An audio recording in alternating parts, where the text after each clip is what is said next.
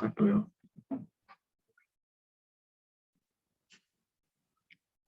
Nah, jadi gimana nih teman-teman persiapan untuk UTBK Bahasa Inggrisnya? Kalian udah sampai sejauh mana nih latihan soalnya? Atau kalian fokus ke Saintek atau Soshum ya nih? Gimana nih Bahasa Inggris? Aman nggak? Apakah ada kesulitan? Boleh direspon ya di grup, di chat. Aku yakin sih kalian pasti selalu belajar. Dan bahasa Inggris itu salah satu yang nilainya. Jadi kalian bakal tahu nilai bahasa Inggris kalian itu berapa. Dan menurut aku itu termasuk apa ya, bikin deg-degan sih kalau misalnya bahasa Inggris itu keluar serius tahun-tahun sebelumnya. Kan bahasa Inggris motivasi kalian buat terus belajar dan memperdalam kemampuan bahasa Inggris kalian. Nah, sebelum kita latihan soal yang udah aku siapin, di sini aku mau kita bukan latihan, memperkaya dulu. Kalau misalnya kalian kata-katanya tuh masih kurang, bakalannya gimana ya, bukan susah sih, tapi karena akan lebih mudah jika kalian punya kosakata yang lebih banyak. Oke, di sini ada sebuah teks singkat, langsung aja ya. Jadi ini nomor 1 itu nanti kita cari sinonimnya. Cari sinonim dari yang di garis bawah, guys. Aku mohon kesediaan kalian buat merespon di kolom chat biar aku itu nih. WMO has established a Climate and Information Prediction Service, or CLIPS, project office to assist countries in demonstrating the socio-economic benefits of climate information and prediction service and regional and national climate centers. Nomor 1 nih, kira-kira establish itu artinya apa? Ini kosakata gampang, jangan sampai kalian nggak tahu. Apa ini artinya? Boleh diramai di kolom chat orang 6. Apa artinya establish?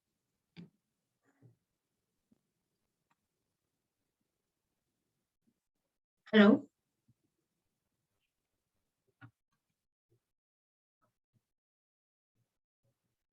Boleh dijawab, teman-teman? Mendirikan. Oke, Dipa jawab mendirikan. Ada yang lain? Oke, Putra udah jawab malah. Oke, artinya mendirikan, benar ya, dan jawabannya benar, set up. Kalau sit up itu apa artinya? Sit up artinya duduk ya. Kalau sit down itu juga artinya apa? Ada yang tahu? Oke, kalau ada yang respon nggak apa-apa. Jadi sit down itu meletakkan, bisa artinya meletakkan, bisa artinya menuliskan. Tapi menuliskan di sini ibaratnya tuh untuk merekam sesuatu. Jadi misalnya kayak ada musisi yang tiba-tiba lihat pemandangan terus keinget lirik lagu. Kalau set for itu mengatur ya, misal mengatur temperatur untuk oven gitu kalau set for. Terus kalau to assist nomor 2 nih, artinya boleh dijawab.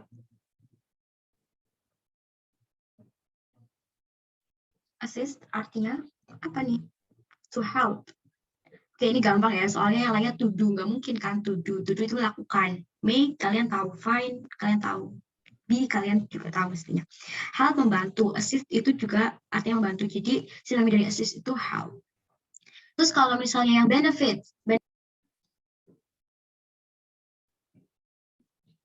advantage, betul. Aku percaya kalian ini sangat-sangat hebat. Oke, ada satu next.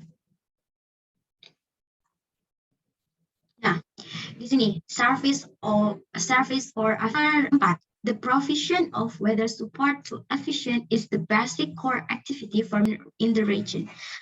The provision. Ada yang tahu artinya provision sebelum kita jawab apa itu sinonimnya provision? Ada yang tahu?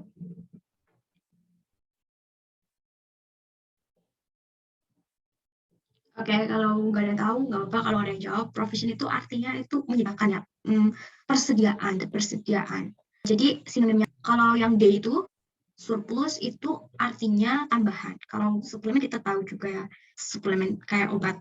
Itu kalau yang A itu ternyata aku cari di kamus manapun itu bukan kata bahasa Inggris. Jadi nggak tahu, mungkin dari soalnya udah salah, mungkin sengaja gitu untuk mengecoh. Terus kalau misalnya yang basic, apa tuh sinonimnya basic? Boleh dijawab? Habis ini kita langsung ke contoh soalnya. Fundament, Dipa jawab fundament. Ada yang lain? Kalau bedanya sama fundamental tuh apa tuh? Ini kalau misalnya kayak gini tuh agak tricky sih emang. Kayak tadi yang penyedia orangnya. Ada yang jawab D, fundamental. Fundamental, ya soalnya bedanya fundament sama fundamental. Kalau fundamental itu benar-benar sama ya, artinya kayak basic atau dasar. Kalau fundament itu, aku cari di kamus itu the foundation of something. Kita tahu foundation itu artinya apa ya? Apa sih foundation itu? Kalau itu di pondasi. Nah, pondasi. Nah, fundament itu pondasi dari sesuatu. Nah, ya benar. Makasih, KSG. Terus kalau misalnya nih yang terakhir, purpose, metrical for flight planning purpose. Sinonim dari purpose apa nih? Apakah atau indication? Intention. Dan yang lain? Jawaban lain? Oke, kalau intensif itu kayak bayaran ya, intensif. Terus kalau insentif nih, ada yang tahu nggak artinya? Aku jadi lupa. Nanti boleh teman-teman cek ya di kamus. Bedanya intensif sama intensif, oke. Beda ya, intensif itu intensif. Kalian tuh sifat intensif. Kalau insentif baru yang tadi aku ngomong itu kayak tunjangan. Kalau misalnya karyawan dapat insentif itu berarti kayak tambahan uang gitu. Kalau intention, implication, implikasi, dan indication adalah indikasi. Oke, kita langsung ke soalnya aja. Nah, ini kelihatan nggak teksnya? Kelihatan jelas nggak? Aduh, kok udah ke bawah? Kelihatan. Oke, makasih yang udah jawab. Oke, di sini ada sebuah teks. Kalau bahasa Inggris, aku saranin buat teman-teman, jangan kalian fokus langsung stres atau apa ya, kayak udah males. Soalnya adalah the author's attitude regarding face recognition technology like eye and image is. Di sini pertanyaannya adalah bagaimana sikap dari penulis tentang face recognition atau apa recognition tuh pengenalan wajah ya. Teknologi kalau misalnya kita mau buka smartphone gitu kan ada face. Aduh, maaf guys, tadi sinyal aku tiba-tiba hilang jadi kelempar. Maaf banget ya, aku lanjutin. Sebentar. Maaf banget. Tadi agak lama ya. Oke, sekarang udah kelihatan lagi? Udah kelihatan slide-nya? Udah, oke. Maaf banget ya guys, sumpah tadi tiba-tiba kelempar sendiri Zoom aku. Oke, kita lanjutin ya. Tadi kita lagi bahas tentang soalnya itu bagaimana sikap dari penulis tentang pengenalan wajah, teknologi pengenalan wajah dari si eye and image. Nah, di sini kalau misalnya teman-teman untuk mengerjakan soal yang seperti ini, gimana sih sikap penulis tentang face recognition? Di sini tuh udah jelas banget keywordnya face recognition. Kalian langsung skimming atau baca cepat, cari keywordnya di sini. Nah, kalian langsung lihat gak sih di yang terakhir nih. As face recognition plays a greater role in our lives, it's a sharp reminder of the underlying assumption that can be hiding inside the system.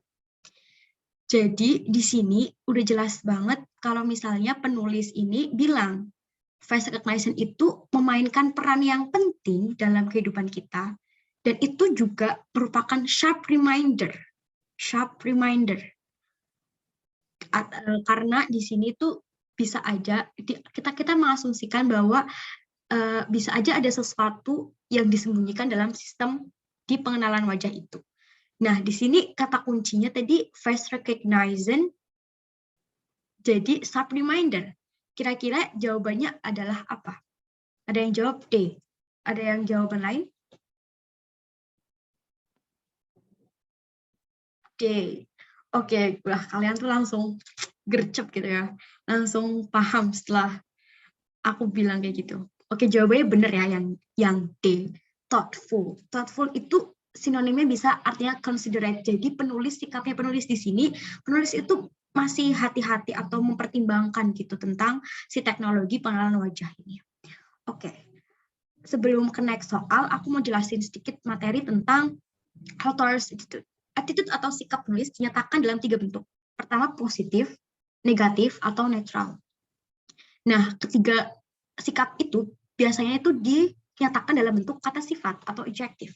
Nah, di sini bisa untuk teman-teman jadi misalnya positif biasanya tuh concern, considerate, determined, optimistic, persistent, positive, thoughtful.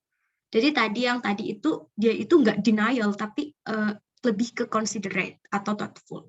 Terus kalau misalnya attitude-nya negatif, penulis biasanya tuh apa ya, di ABC-nya tuh biasanya tuh cautious atau critical, disapproving, tidak setuju, atau ragu, doubtful, biasanya tuh netral atau realistic. Nah, tipe soalnya tuh gimana sih, Kak? Biasanya tuh yang udah pernah keluar di tahun-tahun sebelumnya itu soal bentuk soalnya tuh gini, the author's attitude toward blah blah blah is, atau which of the following best reflect the toward the topic of the passage gitu. Teman-teman bisa note ya, kalau misalnya attitude atau sikap penulis terhadap sebuah tatif atau netral. Dan ketiga sikap itu dinyatakan dalam bentuk adjektif gitu. Nah, di sini dijabarin lagi bagaimana kata kunci atau kata petunjuk yang bisa teman-teman jadiin sebuah apa ya, kayak notice atau tanda ya, tanda di teks. Kalau misalnya itu sikapnya tuh gimana? Kalau angry, made angry, doubtful, ragu, disagree gini. Boleh nanti teman-teman catat atau teman-teman screenshot. Nanti juga insya Allah aku bakalan share PPT ini ke grup ya. Atau nanti setelah ini aku share lewat sini juga. Oke. Dari sini teman-teman paham?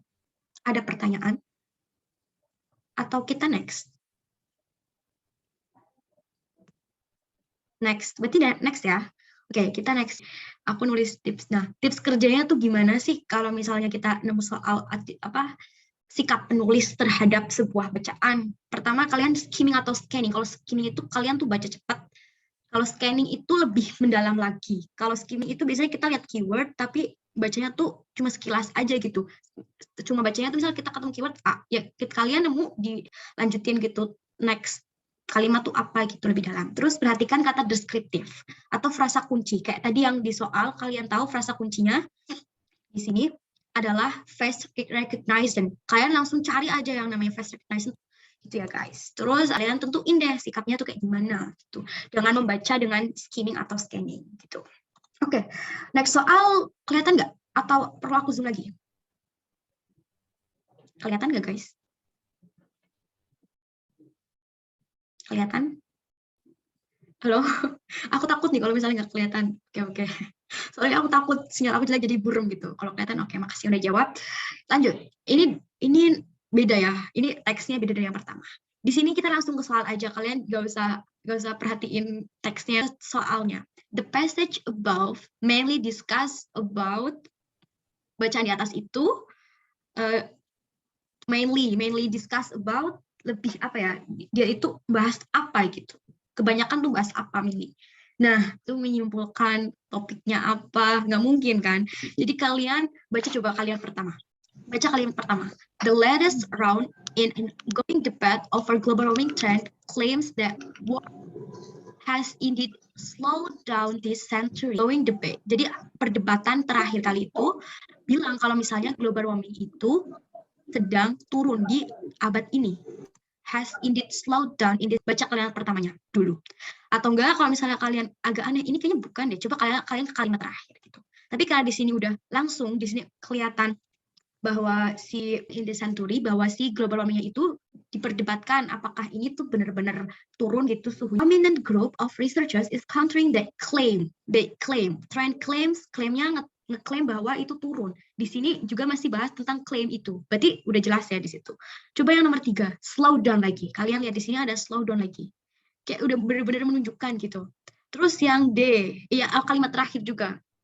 Paragraf terakhir, calculated the right global between nah, sebenarnya kalau misalnya kalian nggak usah baca sampai paragraf terakhir pun, kalau misalnya kalian udah yakin kalau misalnya itu kata kuncinya, atau hiatus observation was first carried out several years ago. Apa tadi bahas hiatus? Enggak, kita bahas perdebatan kalau misalnya si global warming itu udah turun, slow down. Kita nggak menemukan alasan-alasan ya. Yang C, global warming is a variable. D, the contention about global warming and whether it is indeed slowing this period. Kita simpan itu dulu karena ada kata slowing ya. Atau E, the view of study in science that hiatus lagi. Kita nggak bahas tentang hiatus. Jadi bisa teman mereka itu bahas tentang perdebatan apakah global warming itu sedang turun atau enggak. Jadi jawabannya adalah yang D. Gimana? Teman-teman setuju? Paham? Paham guys? Atau aku perlu ulangi lagi? Oke, terima kasih nanti. Oke, kita next ya.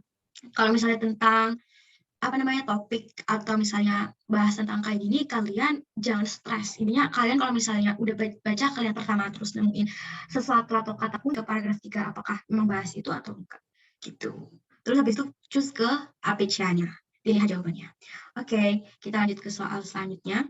Soal yang setiap UTBK tuh ada, karena aku udah mengalami UTBK 2 kali dan ini selalu ada, guys. Jadi kosakata itu sinonim atau antonim, ini tentang inilah similar meaning atau sinonim, antonim itu selalu keluar. Yang muncul adalah prominent. Kalian boleh jawab, nggak boleh buka kamus ya, boleh tebak-tebakan. Apakah jawabannya well known, prominent, short, indolent, atau magnisi apa? Udah jawab A. Atau bukan magnificent nih.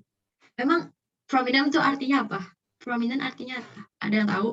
Kalian jawab apa? Tidak tahu jawabannya apa kalau misalnya prominent? Kalian kok jawabnya well-known? Well-known itu terkenal ya. Berarti prominent itu terkenal. Oke, jawabannya apa? Ada yang tahu? Ada yang tahu nggak?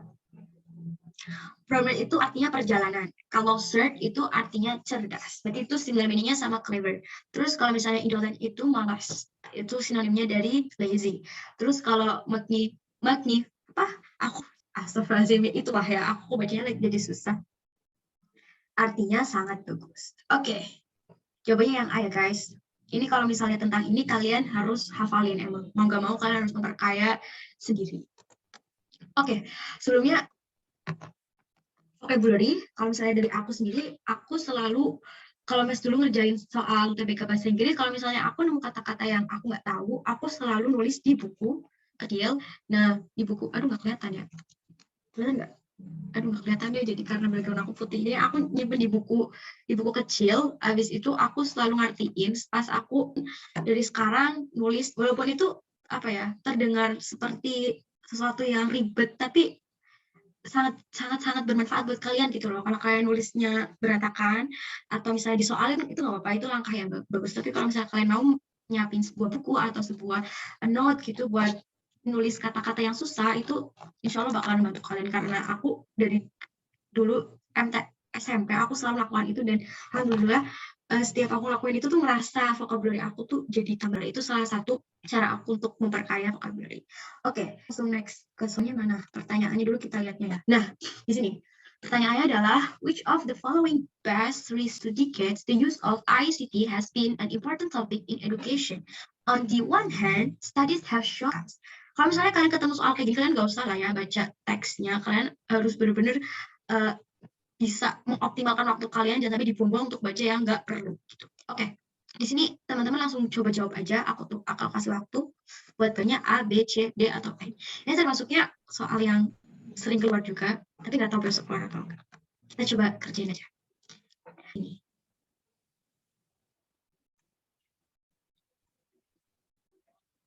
Apa nih? Restate. Jadi menyatakan kembali ya dengan kalimat lain. Tapi tetap fokus sama dua kalimat itu. Dua inti kalimat itu. Jawabannya apa nih teman-teman? A, B, C, D, atau E?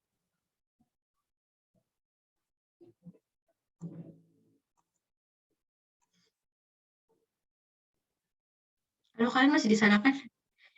Ini jawabannya A, B, C, D, atau E.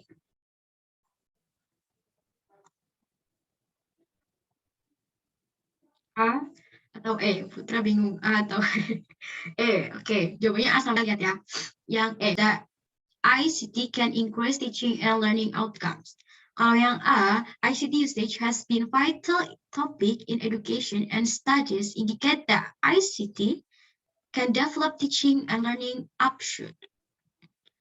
Teman-teman jawab antara A sama E, regional statement. Di sini, over the last 2 decades, the use of ICT. ICT itu pelajaran ya guys, TIK. Bahasa Inggris itu ICT, Information Bahas ya.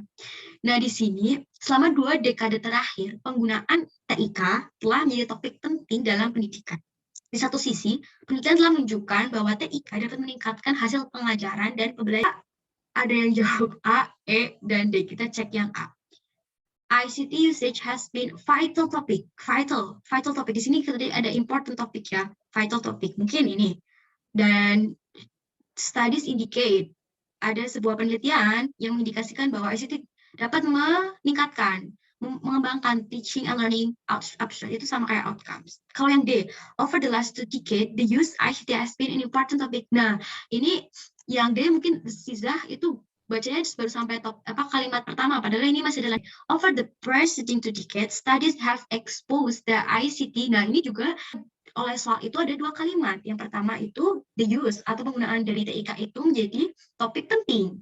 Berarti yang A itu sudah bilang tentang ada sebuah penelitian yang mengindikasikan bahwa TIK itu dapat mengembangkan pembelajaran dan pembelajaran menjadi, kalau misalnya ada kayak gini, kalian harus teliti apa yang pernyataan itu minta. Jangan sampai kalian cuma baca 1 kalimat aja, ternyata di situ 2 kalimat. Jadi jawabannya yang A. Setuju semua? Yang A ya guys. Oke, next. Oke, next ya. Kita next soal. Next. Di sini masih dengan bacaan yang sama dengan soal yang berbeda. Nah, di sini kita bahas sekali lagi tentang apa yang dibicarain atau topiknya. Gitu. Based on the passage aja tentang paragraf 2 dan 3. Oke, kita langsung ke paragraf pertama. Over the last 2 decades, itu sama ya kayak soal sebelumnya. Jadi kalian tuh udah menghemat waktu banget kalau misalnya tadi kalian yang pertama udah paham itu bahas tentang apa, kalian langsung lihat ABC-nya aja nih, A, B, C, D, E. Tapi kalau misalnya belum, nggak apa, kalian baca lagi. Kalian pertama, the use of ICT has been important topic. On the one hand, studies have shown that ICT can enhance teaching learning outcomes. For example, di sini dijelasin tentang contohnya tuh apa gitu, contoh tentang si pentingnya TIK di dalam pembelajaran itu apa, dijelasin di sini. Bla bla bla bla. Consequently, most curriculum documents state the importance of ICT encourage teacher to use them, encourage school to teacher to use them. Jadi ini tentang bagaimana TIK itu bisa meningkatkan hasil. Coba cek ke jawaban A, educational growth in the last 2 decades. Enggak, kita nggak bahas itu, kita fokus ke TIK. Dan yang B, development of education by using ICT. Mungkin, coba kita cek. Teacher need to be trained in order to integrate. Ini iya, tapi ini cuma tambah lebih membahas atau topik utama yang dibicarain itu tentang bagaimana ICT itu bisa meningkatkan hasil pembelajaran gitu. Jadi jawaban yang tepat itu adalah yang dari perkembangan pendidikan dengan ICT, karena di sini ada tadi for example ya guys, dijelasin tentang gimana sih si ICT itu dalam pembelajaran itu gimana bla bla bla, dijelasin di situ. Jadi jawabannya yang B.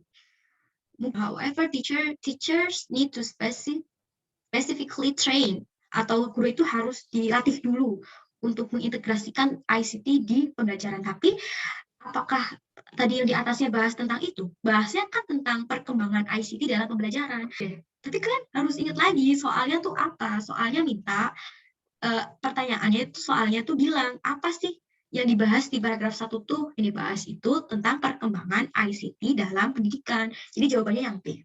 Gimana teman-teman? Setuju? The advantage of using ICT in the learning process. Oke.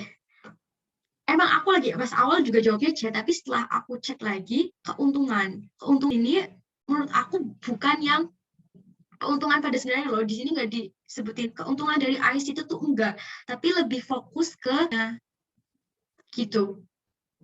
Gimana nih KSG? Kan improve. Oke, bentar. Oke, nggak apa-apa. Kita di sini diskusi. Oke, kita lihat aja. The advantage, manfaat dari ICT di learning process. For example, in science and mathematics education, scholars have documented that use ICT can improve student concepts, tool, bla bla bla. To use them. Oke, gimana ya? Coba teman-teman lebih yang pertama ini. Over the last 2 decades, the use ICT has been an important topic in education. On the other hand, studies have shown that ICT can enhance teaching. Enhance teaching ini di sini bukan menjelaskan tentang apa ya, karena perkembangannya gitu. Oke, mungkin di sini ada perbedaan pendapat, tapi kalau misalnya nanti belum bisa diterima, nanti aku coba lagi untuk cek lagi di soal ini. Tapi setelah aku baca dan cek di pembahasannya, jawabannya itu tetap yang B gitu. Gimana ya teman-teman? KSG. Aku jelasnya kurang gitu ya. Oke, bentar. Jadi di paragraf 1 ini kita tuh fokusnya bukan tentang keuntungannya. Kalau keuntungan itu mungkin ya di sini dijelasin tapi coba fokus di kalimat yang kedua. On the one hand, studies penelitian menunjukkan bahwa TIK itu show the ICT and learning outcomes. Oh benar kok, ini kalimatnya kayak berubah. Can enhance. Oke, gini ya, aku tadi lupa. Enhance itu intinya menunjukkan tentang bagaimana itu si ICT itu memberikan sesuatu yang lebih untuk education gitu loh. Jadi bukan bilang tentang manfaatnya gitu. Ini bisa diterima. Kita cek yang E, tadi Zah bilang yang E. ICT education in today's learning development. Ini terlalu general. Ini terlalu general karena si soal minta di paragraf 1. Ini ICT and education in today's learning development itu kayaknya itu lebannya yang benar adalah yang B, perkembangan dari pendidikan dengan menggunakan TIK. Gitu. Gimana? Nanti kalau misalnya teman-teman masih belum bisa nerima, nanti aku coba jelasin lagi. Mungkin kalian bisa PC aku atau DM aku di Instagram. Nanti aku kasih tahu Instagram aku. Oke, gimana Zah? Udah setuju? Kita next dulu ya. Ini aku juga jadi ragu nih sama diri aku jawabannya jadinya yang B atau yang C gitu. Tapi semoga di UTBK gak ada soal yang gak ada dua pilihan jawaban yang bikin kalian bingung. Semoga besok di UTBK kalian kita next dulu ya. Kita next. Nah, di sini ada teks masih belum selesai, panjang banget. 2 teks ini ya. Graph following the passage will mostly likely discuss. Nah, paragraf selanjutnya bakalan membicarakan atau mendiskusikan tentang apa. Ini aku cek di beberapa video atau beberapa web tentang prediksi-prediksi UTBK itu banyak soal-soal yang kira-kira paragraf selanjutnya tentang sebuah bacaan ini tuh apa ya gitu. Dan gimana sih kalian bisa untuk nebak. Kita langsung ke paragraf terakhir aja ya, karena di sini soalnya aja minta paragraf selanjutnya. Berarti kan kalau misalnya paragraf selanjutnya masih ada hubungannya sama paragraf yang sebelumnya. Kita cek paragraf terakhir untuk menentukan apa sih kira-kira yang pas untuk dibicarain untuk next paragraph. According to the turtle version, the draining of wetland for irrigation and fishing seep into waterways and unsustainable fishing method all negatively impact turtle population. Soal menanyakan tentang topik yang bisa dibahas di paragraf selanjutnya. Aku menyarankan kalian kalau misalnya ada soal kayak gini langsung ke kalimat terakhir, atau kalau misalnya kalian masih punya waktu boleh. Tapi kalau misalnya limited, kalian langsung ke kalimat terakhir aja nggak apa-apa. Nah, kalimat terakhir itu kan tadi kan udah ada, menurut Turtle of Nepal, a field bla bla bla bla bla. Artinya itu si kalimat terakhir ini, according to Turtle of Field Guide for Species Current Distribution, pengeringan lahan basah untuk irigasian yang akhirnya meresap ke saluran air dampak negatively impact turtle population, berdampak negatif terhadap populasi si turtle, si penyu atau kura-kura. Nah, kalimat sebelumnya penulis kelangsungan hidup si penyu yang terancam. Kita cek apakah benar bahas kayak gitu. Nah, iya benar nih. Faktor like habit loss, fragmentation, degradation have been threatening gitu. Nah, tadi udah dibahas tentang bagaimana sih ternyata si lahan basah itu untuk irigasi dan ternyata semuanya itu berdampak negatif kepada. Coba kita cek pilihan yang pertama. A research on all turtle population. Penelitian terhadap semua populasi penyu. Kan tadi bahwa ada si irrigation sama fishing itu ternyata bisa impact ke turtle population. Population jadi nggak nyambung kan? Harusnya itu dibahas sebelumnya kalau misalnya mau bahas itu. Jadi pilihan A kurang tepat ya. Pilihan yang D. A dangerous factor for turtle population. Faktor yang berbahaya bagi populasi penyu. Dan D, coba kita lihat yang D. Turtle population contribution to reduce pollution. Apakah faktor berbahaya untuk turtle, untuk populasi turtle itu bisa pas untuk di jawaban selanjutnya, untuk paragraf selanjutnya maksud aku. Kurang tepat ya, karena ini tuh malah harusnya tuh udah dijelasin di paragraf yang ini kan, faktor berbahayanya dari populasi penyu. Kenapa kita next bahas itu lagi kan nggak mungkin. Coba kalau yang C, turtle population contribution to reduce pollution. Bukan yang C, yang C, the suggestion to look after our environment. Mungkin teman-teman bakalan terlena sama itu karena tadi di kalimat terakhir selanjutnya kita bakalan tebak itu bilang tentang impact atau dampak negatif. Ternyata si fishing dan irrigation itu berdampak negatif terhadap population. Masa kita ngasih saran tentang bagaimana kita menjaga lingkungan kita, padahal kita lagi fokus tentang si populasi penyunya. Coba yang some ways dia bilang terakhir di kalimat terakhir, according to the Turtle of Nepal, bla bla bla bla, draining of wetland for irrigation and fishing, exercise use of agrochemical which eventually yang pengeringan lahan basah untuk irigasi dan penangkapan ikan menggunakan bahan kimia itu berdampak negatif. Jadi untuk next paragraph, cara untuk menyelamatkan si penyu itu dari ancaman-ancaman, faktor-faktor ancaman yang kayak tadi itu gitu. Paham nggak sama penjelasan aku di soal kali ini?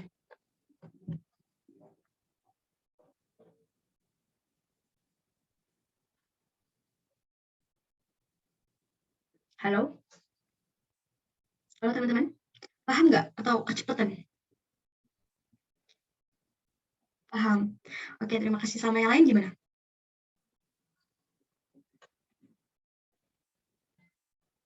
Jadi kalau misalnya untuk soal yang kayak gini, usahain teman-teman itu apa ya, nggak usah takut gitu loh untuk baca gitu, bahwa ini tuh soalnya tuh nggak bakalan selesai yang kalian bayangin gitu loh kalau kalian tuh paham apa itu kalimat yang terakhir yang dibahas atau topik dari kalimat terakhirnya, bukan kalimat terakhir, paragraf terakhir yang dibahas yang di sini itu tadi bahwa jawabannya Eka. Ya tadi jawabannya yang EKSG karena yang di kalimat terakhir itu dijelasin bahwa untuk irigasi dan penangkapan ikan dengan bahan kimia berbahaya itu ternyata punya dampak negatif untuk turtle. Jadinya kita nebak nih untuk next paragraph itu harusnya menjelaskan gimana caranya agar si populasi penyunya itu nggak keancam sama yang itu tadi, sustainable fishing method yang penangkapan ikan dengan tidak bertanggung jawab gitu. Jadi jawabannya sih some ways to save turtles from threatening factor. Gitu. Gimana? Sudah paham? Kita lanjut. Oke, kita lanjut ya. Kayaknya ini soal terakhir deh. Oh iya, bener nih soal terakhir. Oh bukan ya? Iya, ini soal terakhir ternyata. Ini sudah soal terakhir. Next ini adalah striving for success without hard work. Nah, kita udah sampai di soal terakhir ternyata. Oke, sebelum aku ke yang tadi slide terakhir, ada pertanyaan nggak buat kira-kira next meeting bahasa Inggris? Atau mungkin kalian mau request aku kasih soal atau latihan buat di grup tele kan ada ya, bisa dimanfaatin gitu. Ada pertanyaan di luar soal ini boleh. Yang tadi masih bahasa Inggris, jangan bahas tentang saintek atau sesuatu ya guys. Gimana, ada pertanyaan nggak? Boleh banget tanya sama aku. Karena ya aku terusnya udah senior banget di UTBK karena udah pernah 2 kali nyoba UTBK. Nggak ada nih yang mau tanya. Gak apa kalau misalnya nggak ada yang mau tanya, kita selesai dari sini. Gak ada yang mau tanya nih. Katanya belajar bahasa Inggris dari oh ya, sebenarnya aku basic aku adalah kesehatan masyarakat guys. Aku bukan dari prodi pendidikan bahasa Inggris. Jadi mungkin kalian tadi nggak ngeliat basic bahasa Inggris aku karena aku bukan dari pendidikan bahasa Inggris atau sastra Inggris. Aku dari kesehatan masyarakat S1-nya gitu. Dan belajar dari mana? Aku kesehatan masyarakat UNES Semarang gitu. Oke, jadi sharing-sharing nggak apa-apa. Aku belajar bahasa Inggris dari SD ya. Kita kan dapat bahasa Inggris dari SD tuh. Aku belajar dari SD, tapi mulai mendalami itu setelah lulus dari SMP. Karena banyak motivasi dari guru aku yang akhirnya membuat aku ingin belajar bahasa Inggris. Dan sampai sekarang aku setiap hari masih belajar bahasa Inggris. Dan salah satu itu, dan aku belajarnya otodidak dari YouTube, dari website. Intinya semuanya aku usahain untuk kayak misal contoh ya, sekecil bahasa di laptop, di HP itu semuanya pakai bahasa Inggris. Terus juga kalau misalnya nonton film itu juga aku belajar dari listening, reading, terus apalagi listening, reading, speaking, sama writing. Kalau misalnya listening, dengerin aku ke film atau lagu. Kalau misalnya speaking itu aku latihannya itu biasanya ngomong sama orang, kayak sama teman aku tuh punya teman orang luar, di situ aku ngomong sama dia gitu. Dia yang itu ke aku gitu. Jadi kan dia native speaker. Jadi kalau misalnya aku ngomong kan dia jadi tahu gitu gimana sih soal IELTS, karena aku juga lagi persiapan IELTS juga, terus TOEFL juga. Terus soal-soal UTBK juga aku writing dari situ. Terus kalau reading aku baca buku, baca di sosmed juga bahasa Inggris itu, nanti aku belajarnya dari situ. Itu ada pertanyaan lain? Sebelum aku ke quotes nih, quotes dari David Lee, bacanya tuh Lee kayaknya. Oke. Terima kasih buat pertanyaannya. Terus the last but not least, striving for success without hard work is like trying to harvest where you haven't planted. Jadi berjuang untuk kesuksesan tanpa kerja keras itu ibaratin kayak kalian tuh nyoba untuk panen, tapi kalian tuh belum nanam gitu. Itu salah satu quotes yang aku suka dan aku share ke kalian. Karena kalian masih ada waktu untuk belajar UTBK, kalian harus kerja keras ya teman-teman untuk raih sekolah, bukan sekolah perguruan tinggi dan kalian, jurusan kalian, jangan capai untuk kerja keras. Karena apa yang kalian tanam, itu yang kalian tuai. Karena juga hasil tidak akan pernah mengkhianati usaha. Itu, kayaknya dari aku sekian dulu. Mohon maaf apabila banyak kekurangan kesalahan, kalian boleh DM aku kalau misalnya ada pertanyaan di Ainurfa. Itu ide aku. Aku terus tinggal kalau misalnya boleh mau tanya-tanya atau apa. Oke. Mohon maaf kalau misalnya banyak kesalahan. Terima kasih atas partisipasinya. Oh iya, PPT-nya dibagi apa enggak? Nanti di grup gimana? Kalian masuk grup nggak? Kalian masuk grup nggak nih? Nanti aku share di grup ya. Oke guys. Grup Telegram kalian nggak masuk ya? Oke, nanti yang mau PPT-nya kalau belum masuk grup, kalian masuk grup atau enggak nanti PC aku, DM aku di ini ya. Di Instagram aku. Oke, aku tutup ya. Wassalamualaikum warahmatullahi wabarakatuh. Nanti tag PC aku aja ya, DM aku aja di grup. Dadah, selamat belajar. Dadah.